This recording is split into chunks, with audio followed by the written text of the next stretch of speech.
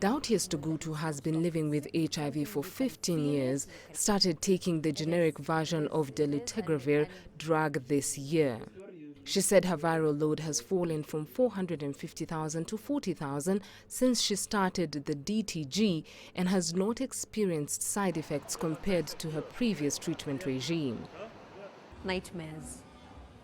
You have constant nightmares where you take the drugs and then you go to bed and you're just dreaming of weird things. You're either in a cemetery or you're dreaming about snakes or you're dreaming about dead people or funny things, like things out of this world.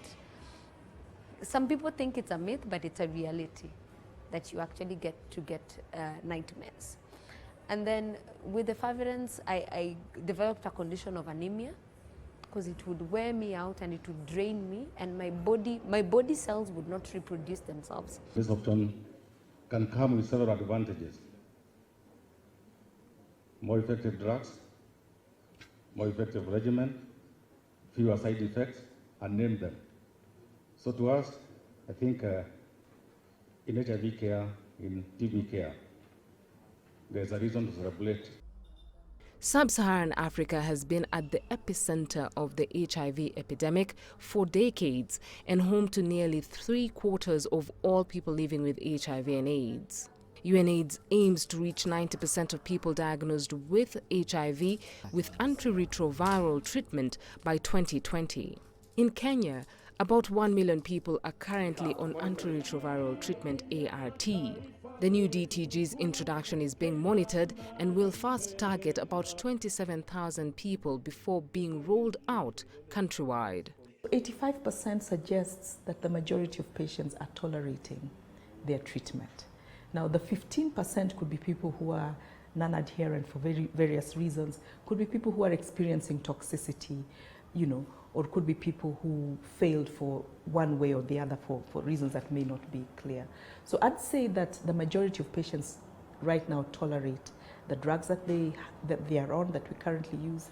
And the reason that dolutegravir is exciting is that even more people will be able to tolerate it. So therefore it will work even better for the majority. Kenya, one of the world's largest HIV-positive populations, has made great strides in dealing with HIV.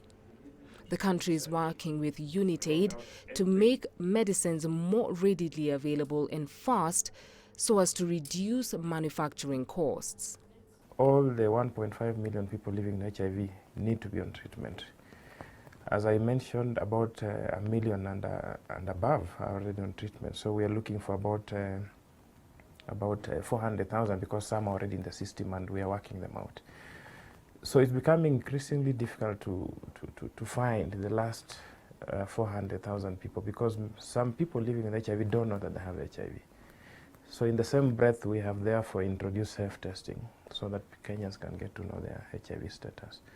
So with that in place, then the next frontier for HIV really is to move to quality of the services that we provide.